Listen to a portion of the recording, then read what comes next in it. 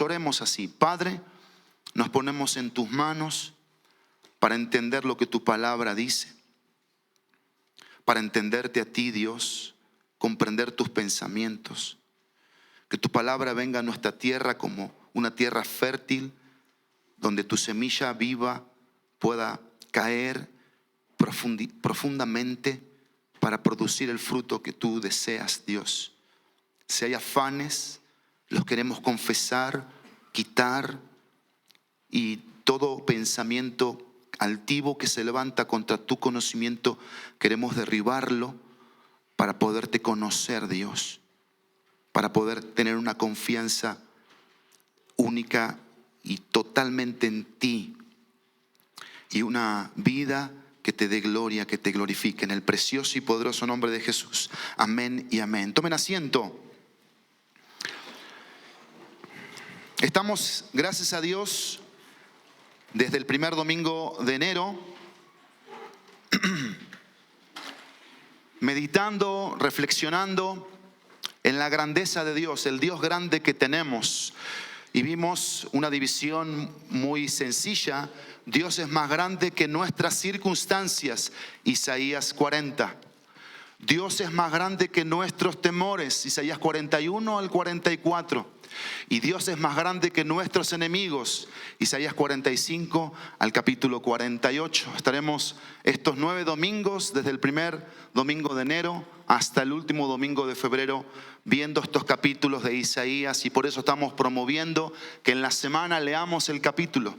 Esta semana tocó el capítulo 44 de Isaías, la próxima será el 45, y estamos ahora en el capítulo 44. Es importante notar el versículo 22 del capítulo 43 para retomar un tema que estaba siendo presente, reiterativo en el pueblo de Israel. Y dice el versículo 22 del capítulo 43, 22: pero no me has invocado, Jacob, sino que te has cansado de mí, Israel. Eso es lo que estaba pasando con el pueblo de Dios. Dice el texto que la relación con Dios del pueblo se estaba viendo afectada por este cansancio de Dios. El pueblo estaba cansado de Dios. ¿Por qué estaba cansado? Por el ritualismo, por la religiosidad, porque no entendía a Dios, no comprendía a Dios. Y eso evidentemente traía rebeldía al corazón, porque miren, esta es la meditación aquí. La religiosidad promueve rebeldía. Si soy religioso, voy a ser rebelde. Así de sencillo. Así lo voy a ver. Esa es la forma simple de ver la religiosidad. Si yo hago las cosas que hago, reunirme los domingos, leer la Biblia, tener una actividad cristiana como algo dinámico, lo hago de forma monótona, bueno, yo estoy cayendo en una religiosidad. Esa religiosidad me va a llevar a cuestionar por momentos si lo que estoy haciendo es lo que Dios quiere que haga. Y si el pensamiento no es de Dios, si la palabra no es de Dios, me va a ganar o te va a ganar la carne, el mundo, los pensamientos mundanos, las filosofías. Por consiguiente, vamos a terminar alejándonos de Dios, creyendo la mentira. Y en esta mañana el Señor quiere hablarnos a través de Isaías capítulo 44, que Él es un Dios de verdad. Eso es lo que quiero compartir contigo. Es un Dios de verdad. Porque es un Dios que redime, porque es un Dios que libera y porque es un Dios que restaura. Es un Dios que redime, es un Dios que libera y es un Dios que restaura. Para los que están tomando apuntes, el título es Dios de verdad. Los 3 puntos que vamos a ver es redime, libera, restaura. Pero déjenme darles una pequeña introducción del capítulo 44 para poderle sacar el mayor provecho a este capítulo. Vamos a ver aquí en este capítulo 44 2 grandes objetivos de parte de Dios. 2 grandes objetivos. Primero, recuerda. Segundo, vuélvete.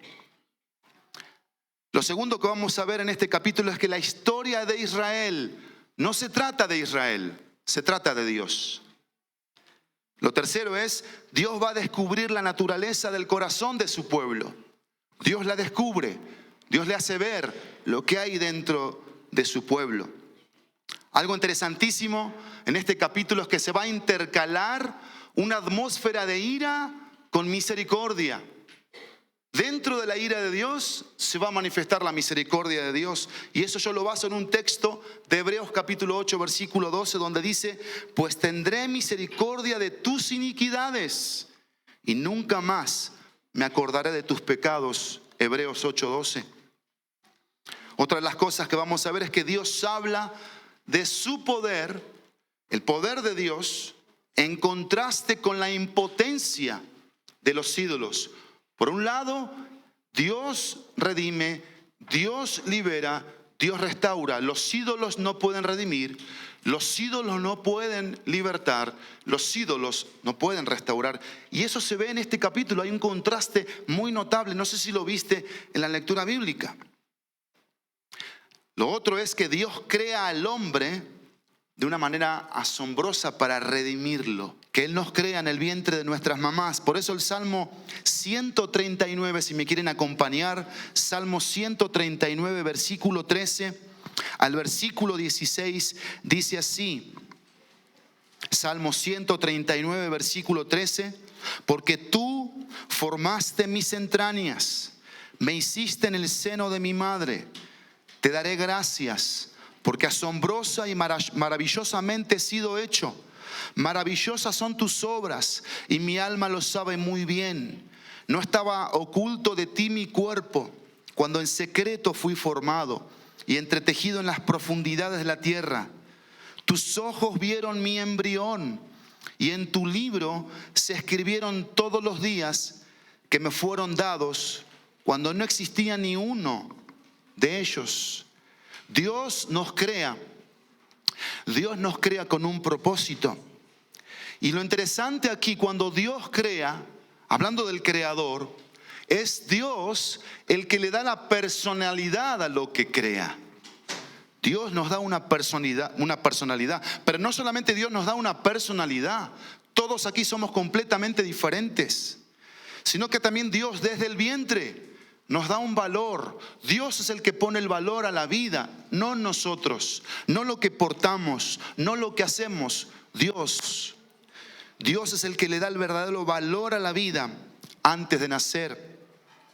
La existencia de una persona, cuando pensamos en nuestras existencias, tiene que ver con esto. Mira, esto es precioso aquí, yo lo pensaba.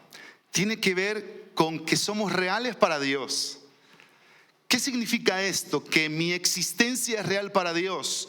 Significa que para Dios yo no paso desapercibido.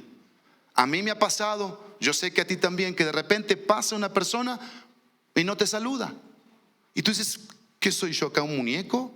¿Soy un cartel que no me saludó? ¿O vino alguien y habló con otra persona y no habló contigo? Y eso te puede hacer sentir mal, porque dices que no se da cuenta que yo estoy también aquí, que me tiene que saludar, que me merezco un saludo mínimo. Bueno, para Dios eso no existe. Para Dios somos su especial existencia, somos su especial realidad. Existimos de forma real para Dios. Dios todo el tiempo nos está viendo, todo el tiempo nos está atendiendo. Entonces Dios redime creando, pero segundo, Dios redime justificando. Vean lo que dice el versículo 2. Aquí hay una cosa asombrosa, porque vemos desde el versículo 1 que empieza a mencionar nombres. En el versículo 1 dice Jacob. Después termina diciendo Israel. Después en el versículo 2 al final dice: no temas, Jacob, siervo mío, ni tú, Jesurum, a quien yo he escogido. Y aquí hay nombres: Jacob, Israel, Jesurum. Bueno, Jacob, el nombre Jacob significa suplantador, engañador. El nombre Jacob, o la historia de Jacob, es una historia de engaños, donde su artimaña era siempre pensar qué puedo hacer para conseguir esto, pero bajo mis propios mis propios medios, mis propias formas.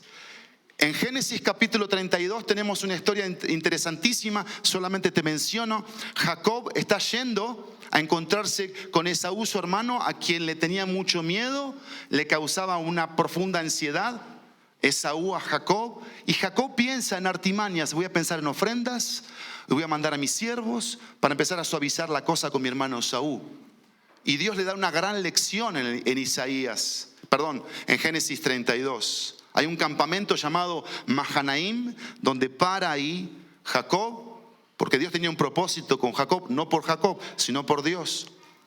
Y donde Dios tuvo un encuentro como guerrero, luchando y peleando con Jacob. Y Jacob persevera y obtiene la bendición de parte de Dios, y dice que ese lugar se convirtió en un Peniel, porque había visto el rostro de Dios. Y al ver el rostro de Dios, Dios dejó de ser el Dios de Abraham. Dios dejó de ser solamente el Dios de Abraham, solamente el Dios de Isaac. Se convirtió en su Dios. Ya era el Dios de Jacob. El Dios de Jacob. Y en el capítulo 33 vemos una reconciliación. Pero ¿qué te quiero decir aquí con estos versículos que estamos viendo? Que Dios cambió el nombre de Jacob en Génesis 32. Y ya dejó de llamarse Jacob, se llamó ahora Israel. Y uno de los significados de Israel es Dios, el Dios que gobierna. También el Dios que lucha, el Dios que pelea. Pero puntualmente el Dios que gobierna. Es decir, de ser un hombre de artimañas, de falsedad, de engaño, pasó a ser un hombre bajo el gobierno de Dios, Israel. Un hombre, una nación, Israel. En Génesis 32 tenía 11 hijos, todavía le faltaba un hijo más para que se convirtieran en las 12 tribus de Israel. Pero ve aquí este otro nombre que vemos: Jacob, Israel, Jesurum. Ese nombre Jesurum significa recto, derecho. Vean aquí la justicia de Dios. Cómo Dios justifica, cómo Dios hace la obra en un alma de redención, creando, pero también colocando justicia, cambiando el nombre, cambiando la historia de una persona. Porque la historia de Jacob era una historia que, si la veías, no estaba siendo la historia correcta, la historia santa. Era una historia que personalmente rechazas: mentira, engaño, falsedad. Pero la justicia de Dios coloca verdad, coloca propósito, coloca redención, cambia la historia. Y yo quiero que pienses que detrás de un nombre hay una gran historia. Pero la historia de Dios, no mi historia, no tu historia, porque no se trata de nosotros, se trata de Dios. Y Dios le dice: yo te escogí. ¿Para qué? Para cambiar tu historia. Jesurum, algo recto, algo derecho. Y en eso se tenía que convertir para ser un siervo eficaz, un testigo fiel. Pero no solamente Dios redime creando, justificando. Que en este justificar quiero leerte dos textos importantes. El Evangelio de Juan capítulo 1 versículo 12 y 13 dice: pero a todos los que le recibieron les dio el derecho de llegar a ser hijos de Dios. Es decir, a los que creen en su nombre, que no nacieron de sangre, ni de voluntad de la carne, ni la voluntad de hombre, sino de Dios. Y aquí es donde encontramos nosotros la justicia. Así como Jacob tuvo un encuentro de justificación, de redención, de verdad de parte de Dios, donde Dios cambió su nombre. En cada uno de nosotros tiene que pasar exactamente lo mismo. Dios cambia nuestro nombre porque nos topamos con Jesucristo, con el amor de Jesucristo, y entendemos que Jesucristo murió en una cruz, que Jesucristo pagó en esa cruz la deuda de nuestros pecados, y que hay una fe que viene por don de Dios en nuestros corazones, y que nos pone frente a frente con Cristo. Y que ese recibir a Cristo no es voluntad de carne, no es voluntad de varón, es de Dios. Dios es el interesado en salvar, en justificar. Y en ese recibir a Cristo hay una confesión. ¿Qué significa recibir a Cristo? Es confesar que necesito perdón, necesito limpieza, necesito salvación. Y eso es algo que yo jamás me debo olvidar. Por eso recuerda y vuélvete. Pero no solamente Dios redime creando, justificando, sino también saciando. Versículo 3 y versículo 4, porque derramaré agua sobre la tierra sedienta y torrentes sobre la tierra seca. Derramaré mi espíritu sobre tu posteridad y mi bendición sobre tus descendientes. Ellos brotarán entre la hierba como sauces junto a corrientes de agua. Y aquí tenemos la verdad del Espíritu Santo. Las aguas son el Espíritu Santo. Dios iba a derramar sobre su siervo al Espíritu Santo para que a través del Espíritu Santo brotaran esas aguas frescas que le iban a dar vida a esa tierra seca, árida, que no por iniciativa propia no puede, no sabe, no entiende quién es Dios. No entiende a Dios. Esta alma no comprende a Dios. Esta alma cae fácilmente a agarrar un pedazo de madera, quemar un pedazo y el otro pedazo usarlo para otra cosa, y el otro pedazo es para decir tú eres Dios, tú eres Dios. Eso es lo que hace esta alma, porque no entiende a Dios y fácilmente lo cambia y fácilmente lo compara y ve a Dios aquí. Dios está haciendo esto aquí. Dios está diciendo lo que Él hace. Dios derrama su espíritu como aguas. Pero en tierras secas, los que son conscientes de sus necesidades espirituales y de la insuficiencia de las criaturas para satisfacerlas, tendrán abundante satisfacción de Dios. Por eso Jesús, cuando dio el sermón de las bienaventuranzas, dijo en Mateo 5, versículo 3, bienaventurados los pobres en espíritu, porque de los tales es el reino de los cielos.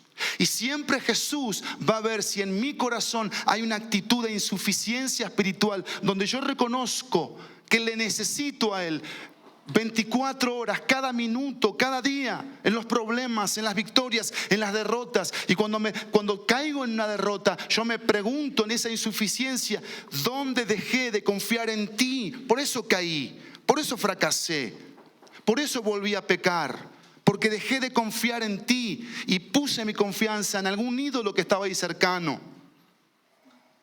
Pero el Espíritu Santo fue enviado. Y dice la palabra de Dios en Ezequiel 36, 26 y 27, les daré un corazón nuevo y pondré un espíritu nuevo dentro de ustedes. Quitaré de su carne el corazón de piedra y les daré un corazón de carne. Eso lo hace el nuevo nacimiento, eso lo hace Dios. Dios derrama su espíritu quitando la dureza, quitando este corazón insensible a Dios, a su palabra, a la confianza que debo tener total y rendida a Él, la adoración, la gratitud, el servicio, el enfoque, la vida que debo llevar en Dios. Y Dios pone un corazón de carne. Me encanta esto aquí porque Dios lo hace. Dios está interesado en mi corazón, que mi corazón sea de carne, que sienta, que palpite, que sepa que tiene latido, boom, boom, boom, boom, boom, boom. ¿Para qué? ¿Para qué? Para recibir su palabra, para oír su voz, para entenderlo a Él. Yo no tengo que preocuparme de otra cosa que entender a Dios. Esa debe ser mi ocupación, ese debe ser mi cansancio, esa debe ser mi oración. Entenderlo, conocerlo, para saber cómo debo hacer las cosas, cómo debo vivir en esta vida, cómo debo conducirme. ¿Qué es lo que Él espera de mí? ¿En dónde debo poner mi práctica, mi acción? Joel capítulo 2, versículo 28 dice: y sucederá que después de esto derramaré mi espíritu sobre toda carne. Y sus hijos y sus hijas profetizarán, sus ancianos soñarán sueños, sus jóvenes verán visiones. Y aún sobre los siervos y las siervas derramaré mi espíritu en esos días. Haré prodigios en el cielo y en la tierra, sangre y fuego, columnas de humo. El sol se convertirá en tinieblas y la luna en sangre, antes que venga el día del Señor grande y terrible. Y todo aquel que invoca el nombre del Señor será salvo, porque en el monte de Sión y en Jerusalén habrá salvación, como ha dicho el Señor. y entre los sobrevivientes estarán los que el Señor llame. Joel 2, 28 al 32. Y miren aquí, esto se cumplió. Esto se cumplió en Pentecostés. En Hechos capítulo 2, Dios mandó a su Espíritu Santo como lo había prometido. Y como el mismo Señor Jesús lo dijo, es necesario que yo me vaya, pero que venga otro, conforme a la misma imagen de Dios, a la misma imagen del Hijo, el Dios Espíritu Santo, que va a ser morada en los corazones, va a venir a vivir, no como en el Antiguo Testamento, que venía y se iba. En el Nuevo Testamento, después de Hechos capítulo 8, lleva a ser morada por gracia en los corazones, siempre presente el Espíritu Santo. ¿Para qué? Para que entendamos a Dios, para que conozcamos que Dios es verdadero, que no hay otro Dios al que tenemos que adorar, conocer, postrar, servir. Él es el único Dios, el Dios que redime. ¿Cómo redime? Creando. ¿Cómo redime? Justificando. ¿Cómo redime? Saciando, pero también afirmando.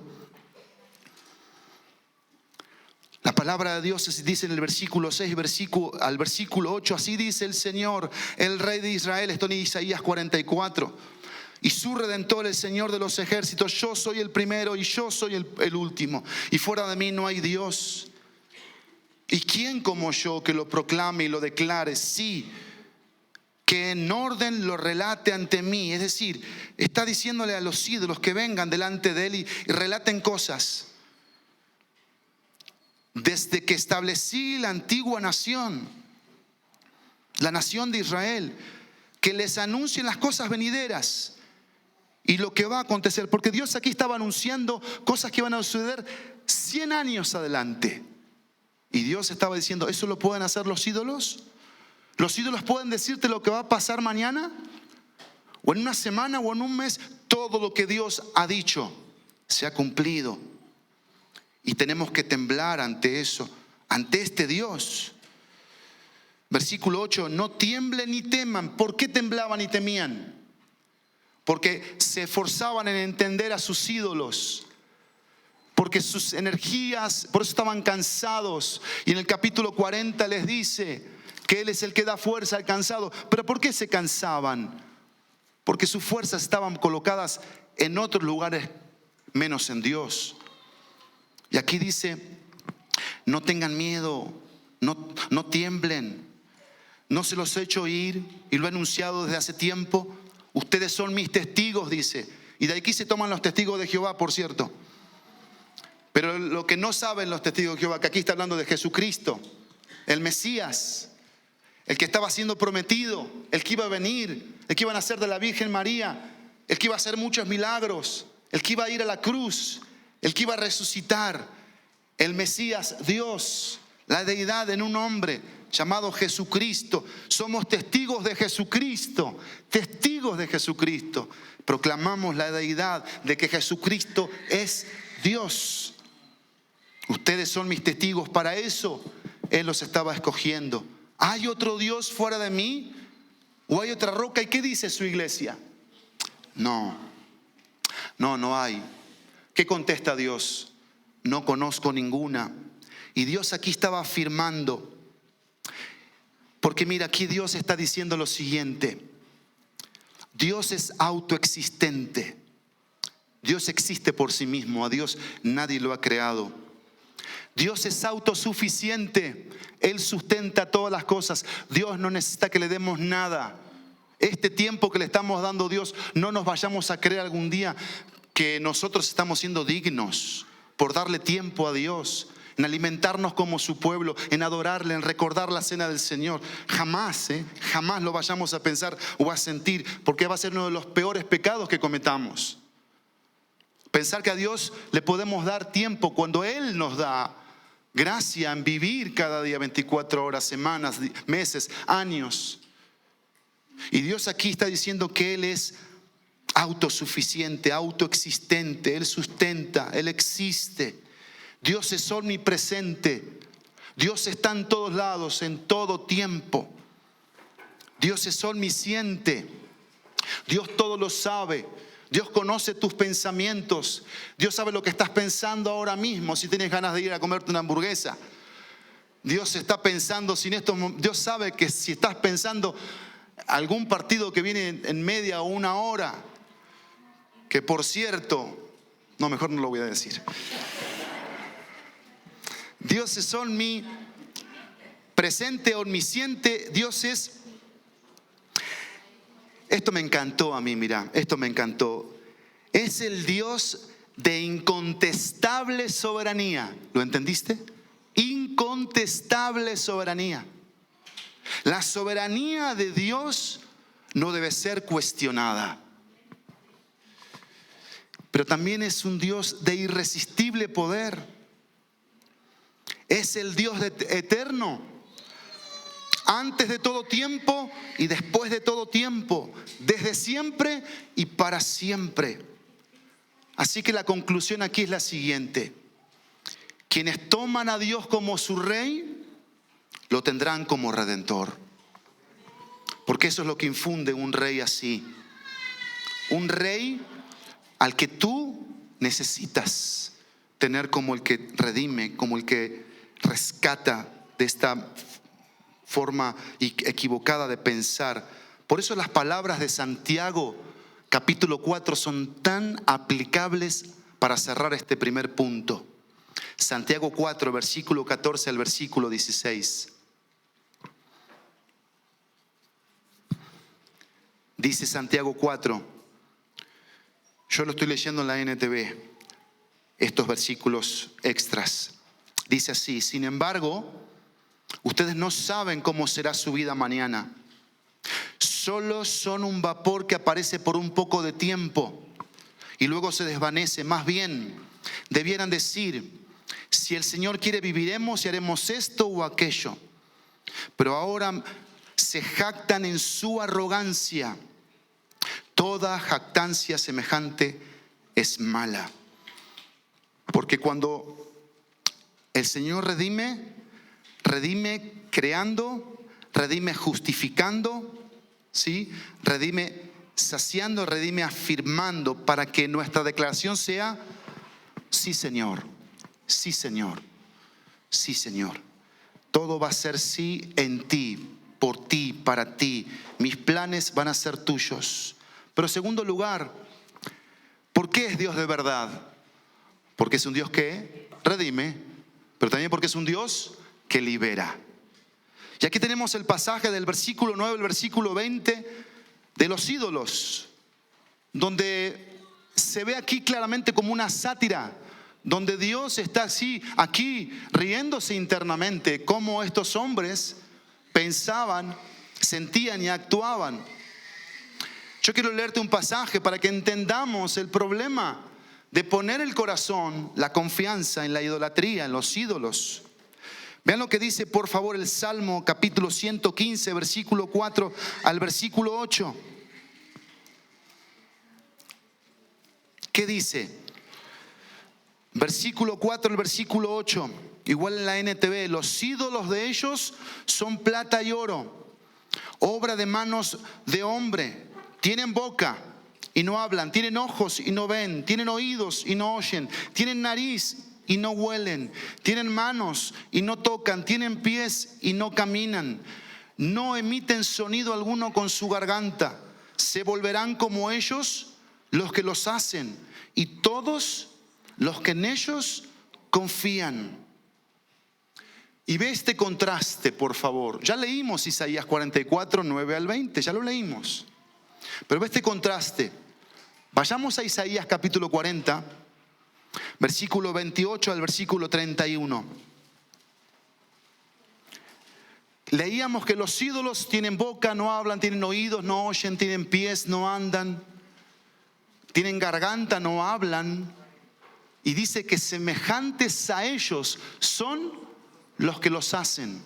Y cualquiera que confía en ellos. Es decir, que tengo ídolos porque no confío en Dios. Punto final. Todos necesitamos confiar. Confiar, confiar, confiar. La confianza es fundamental para el hoy y para el futuro. Pero la pregunta es: ¿dónde estamos confiando? ¿En quién estamos confiando?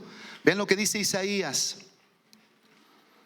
Dios hablándole a su pueblo Y dice, ¿acaso nunca han oído? ¿Nunca han entendido? El Señor es el Dios eterno, el creador de toda la tierra. Él nunca se debilita ni se cansa. Nadie puede medir la profundidad de su entendimiento. Él da poder a los indefensos y fortaleza a los débiles. Hasta los jóvenes se debilitan y se cansan, y los hombres jóvenes caen exhaustos. En cambio, los que confían en el Señor encontrarán nuevas fuerzas. Volarán alto como con águilas de águila, correrán y no se cansarán, caminarán y no desmayarán. Y tenemos que mencionar aquí qué puede ser un ídolo. Todo aquello que reemplaza a Dios. Un celular puede ser el ídolo. Las redes sociales pueden ser ídolos. El dinero puede ser ídolo. El dinero puede ser ídolo. Mi esposa puede ser un ídolo. Y qué bonito ídolo, perdón. Mis hijos pueden ser ídolos, ¿sí? La iglesia puede ser un ídolo. El tiempo puede ser un ídolo. Mi persona, puedo yo ser el ídolo. Pablolatría total, ¿sí? Gloriatría total, ¿sí? Chucholatría total. Sí, somos idólatras. Ese es el punto aquí. Tenemos idolatría en el corazón. El punto es reconocerla en primer lugar. Pero vamos a entender un poquito más, vamos a profundizar un poquito más. ¿Qué es la idolatría? Déjame decírtelo así. Vivir para otra cosa que no es Dios es idolatría. Todo pensamiento que no es digno del verdadero Dios es idolatría. Toda percepción errónea acerca de Dios es idolatría. Toda cosa que ocupa un lugar en nuestros corazones que solamente le debería corresponder a Dios es idolatría. La vida y el significado de ella, de la vida, no viene de algo creado, sino del Creador. Es Dios el que le da el significado de las cosas, no las criaturas. ¿Eso qué significa? Que siempre Dios es mucho más grande que lo que nosotros podemos crear para tener paz, para tener seguridad, para encontrar plenitud, gozo, satisfacción en la vida. Por ahí andamos nosotros tras los centavitos, ahí andamos nosotros tras las personas para que nos den de sus migajas. Así somos nosotros. Buscamos respeto, admiración de los hombres. Buscamos gloria, buscamos poder, buscamos placer. Ese es el corazón del hombre. Yo quiero ponerte un ejemplo en esta hora. Un ejemplo que tiene que ver con mi noviazgo. Cuando yo me puse de novio con Friné, una de las veces que se sinceró, me dijo, nunca me vayas a regalar un peluche. ¿Te acuerdas? Y el primer regalo que le di no fue un peluche. Por supuesto, le regalé una piña. Yo no entendía por qué me dijo, no me regales un peluche, hasta esta semana. 25 casi años después. ¿Saben por qué? Voy a poner el ejemplo para que entendamos la idolatría. La idolatría. Estamos entendiendo la idolatría. Voy a poner el ejemplo del peluche y voy a poner el ejemplo de una planta de plástico. Una planta de plástico. Porque, por cierto, si hay un regalo que a Friné yo le puedo hacer que le gusta, no son rosas. No le gustan las rosas. Ni los pimpollos, ni que ande robando flores por las casas. No, que le compre una planta. Una planta donde ella pueda ponerla en la maceta, etcétera, etcétera. Porque es de la eterna primavera, ¿no es cierto? Por supuesto. No, pero miren, el ejemplo es así. ¿Qué responsabilidad implica un oso de peluche? Ninguna. Lo colocas en la estantería, ahí se llena de polvo, ¿no es cierto? Se cae, qué sé yo, se rompe. Si lo agarra mi mascota, le quita el brazo, se come lo de adentro. Pero eso pasa con un oso de peluche. ¿Qué pasa con una planta de plástico? ¿Qué implica una planta de plástico? Nada. Tú la dejas ahí, no necesita nada de ti. En cambio, si yo le regalo una planta real a alguien, mínimo tienes que regarla. Si no, se te muere. Tienes que prestarle atención, tienes que cortarle las hojitas. Y miren, la idolatría funciona así. Yo pongo mis pensamientos, si no entiendo. A ver si podemos tratar de captar la idea. Queremos cosas que nos den lo que queremos, pero que no nos responsabilicen de ninguna manera, para que nosotros podamos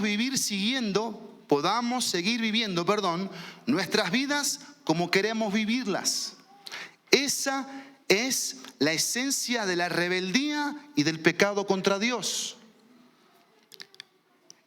Es esa independencia de Dios y decir, no quiero vivir para ti, porque sé que vivir para ti implica rendir cuentas delante de ti.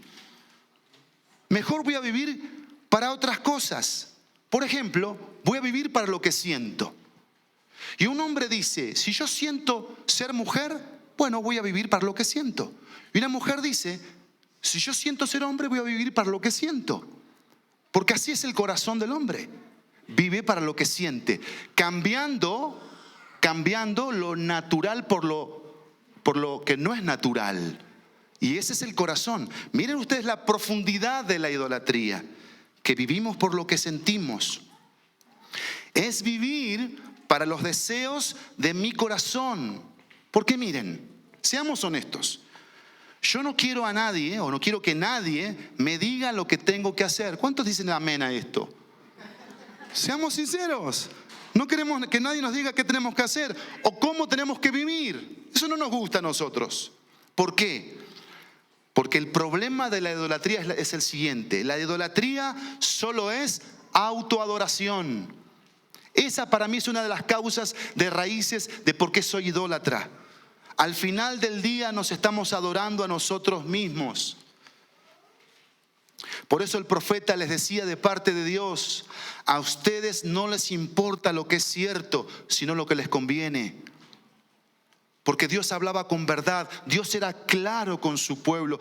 Y no te has preguntado por qué Dios repite una y otra vez el problema de la idolatría. ¿Por qué lo repite Dios? ¿Por qué? Porque no estaban entendiendo a Dios, no estaban comprendiendo a Dios.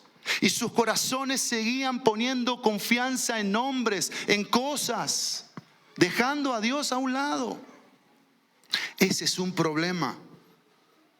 Miren, nuestra idolatría comienza por la justificación de las cosas. Así somos. Yo no estoy tan mal como dices, pastor. Eso de la idolatría no es un problema para mí. Eso de no venir y no congregarme, no, yo sí me congrego en mi casa, qué sé yo contemplo la luna y ahí está Dios, contemplo el sol y para mí eso es Dios. Yo me redimo a mí mismo, ¿sí? Y hago esto. Y esto lo revoleo por ahí. Porque eso de la justificación propia, personal, ¿saben lo que hace? Nos pone a nosotros por encima de Dios. Miren qué problema. Mi corazón dice esto: no soy tan malo como la Biblia dice. Eso dice mi corazón. Y así de gigante puede estar el ídolo en nuestras vidas, donde nosotros sin querer, o como decía, no sé si el Chavo o el Chapulín, sin querer queriendo, vamos haciendo otra religión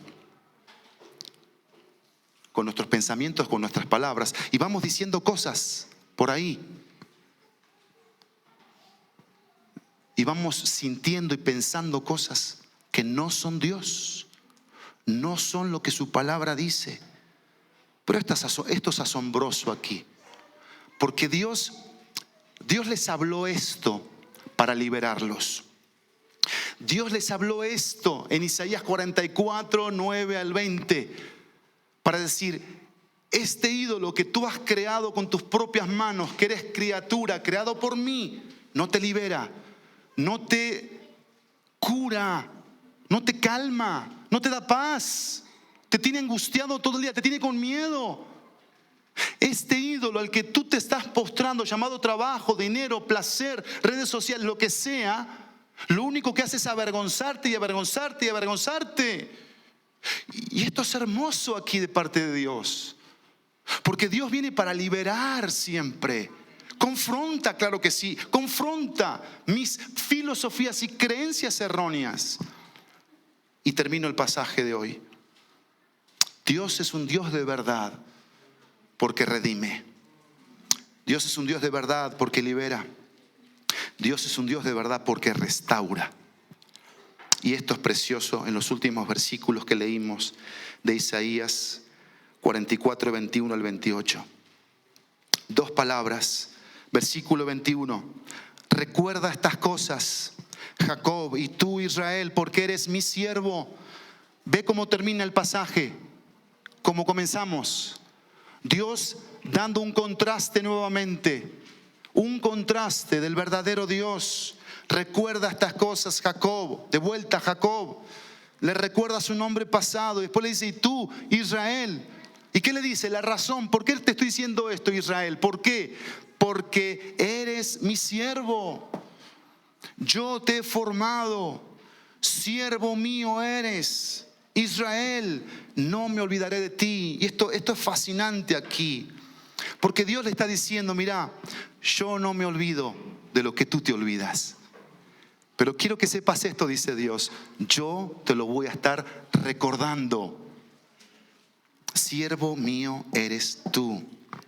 Y dice el versículo 22, he disipado como una densa nube tus transgresiones. Porque eso es lo que hace el pecado, se pone en nuestro pensamiento de una forma densa. Y el pecado hace eso, no nos deja pensar en quién es Dios, qué es Dios, cómo debo tener una relación con este Dios, qué necesita Dios para que yo le conozca. Eso hace el pecado, densidad en la mente, en el sentimiento, y no vemos claro. Estamos, como dice aquí Isaías, ciegos a la persona de Dios, a la palabra de Dios, a nuestros propios pecados, sordos. Pero dice aquí que Él disipa, que Él perdona, que Él restaura, que Él viene con un mensaje de oportunidad. Y como espesa niebla tus pecados, así el sol cuando va amaneciendo, va secando ese rocío. Esa es la idea de lo que hace Dios con nuestros pecados.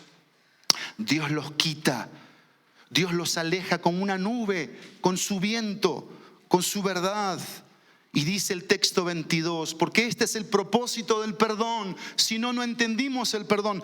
El domingo pasado, el mensaje terminó con un versículo. Fue el 25, ¿te acuerdas? 43, 25, que dice, yo el que borro tus transgresiones, por amor de mí mismo, dice el Señor, y no recordaré tus pecados. Pero si yo me quedo con el perdón y no con el mensaje del perdón, no entendí el perdón de Dios. Porque ¿cómo termina el versículo 22? Vuélvete a mí, porque yo te he redimido. El perdonado vuelve. Dos cosas que tenemos que entender aquí. Recuerda que yo soy el Señor, que yo soy el Rey, que yo soy el Redentor, que yo soy el primero, que yo soy el último, que fuera de mí no hay Dios. Recuerda. Y si tenemos que memorizarlo, vamos a memorizarlo. Él es el Rey de Israel, Él es el Redentor, Él es el Señor de los ejércitos, Él es el primero, Él es el último, y fuera de mí no hay Dios. Recuerda estas cosas, porque fácilmente nos olvidamos de quién es Dios, de qué es Dios, y nuestros corazones se van tras otras cosas. No te olvides de la locura de la idolatría, de la necedad de la idolatría, de la insensatez de la idolatría. Miren, otras versiones dicen tontos, perdón, estúpidos. Eso es lo que dice cuando somos idólatras. Ofensivo, claro que sí, pero para que nuestros corazones reaccionen, de no colocar nuestra vida en esas cosas. Vuélvete a mí. Vuélvete a mí en un cuadro de redención, de salvación. Vuélvete a mí en un cuadro de liberación. Vuélvete a mí en un cuadro de restauración. Me encanta esto. Solo yo, Dios, puedo hacerlo. Solo Dios puede hacer eso. Solo Dios puede redimir. Pensemos, solo Dios puede liberar. Solo Dios puede restaurar. ¿Sí lo vieron conmigo aquí? Yo miro el pasaje y veo a Dios sobre todas las cosas. Veo a un hombre llamado Jacob. Veo a una nación llamada Israel en una lucha. Dios hablando su verdad, llamando a una relación con Él, pero un pueblo luchando, un pueblo terqueando, un pueblo con un pero.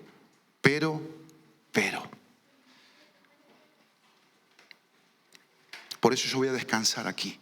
Yo voy a descansar de que si en esta hora tú estás luchando ahí en tu lugar por querer entender el mensaje de su palabra, Dios va a hacer lo que hizo, lo que quiso hacer y lo que querrá hacer con todos aquellos que son su creación.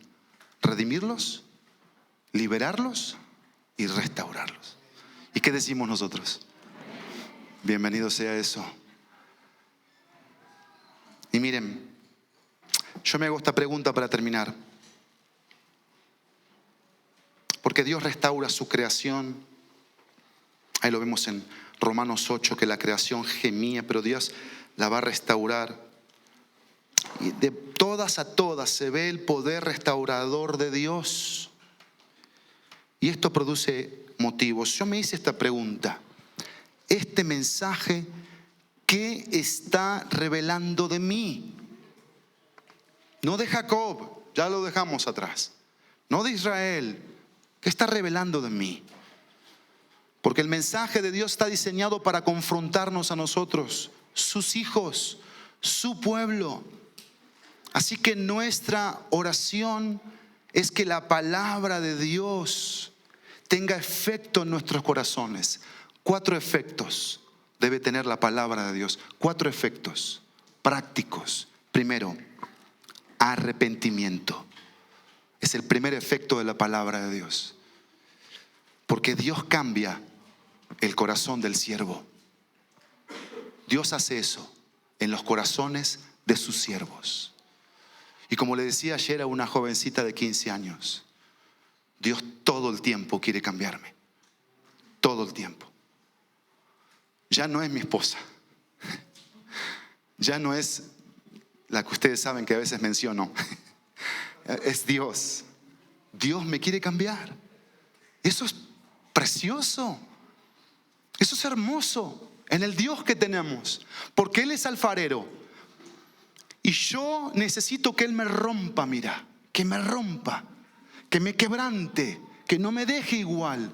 Que no le diga, ¿qué estás haciendo? Con un tono de, te estás equivocando. No.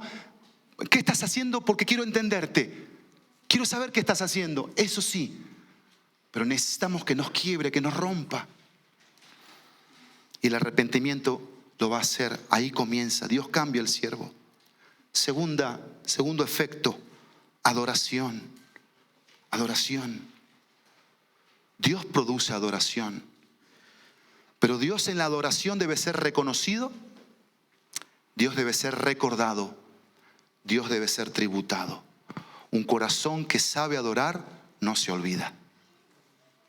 Un corazón que sabe adorar reconoce el ser al que está adorando, que es mucho más grande que cualquier otra cosa que se pueda imaginar, mucho más poderoso, mucho más fiel, mucho más amoroso que cualquier otra cosa. Tercer efecto, agradecimiento. Agradecimiento. Dios me motiva a demostrar la gratitud. No somos nosotros desde acá del púlpito. Hey, ¿por qué están todos apáticos? Hey, ¿por qué cantan bajito? Hey, ¿por qué no hacen esto? Hey, ¿por qué no hacen aquello? ¿Y por qué no están así? ¿Por qué están? No. Dios es el que motiva un corazón a venir, a estar con la actitud correcta. Gracias. Pasamos esa puerta con un gracias. Nos vamos de esa puerta con un gracias. Gracias. Gracias. Yo no merezco nada. No mereces nada más que el infierno, más que la condenación eterna. Deberíamos decir más gracias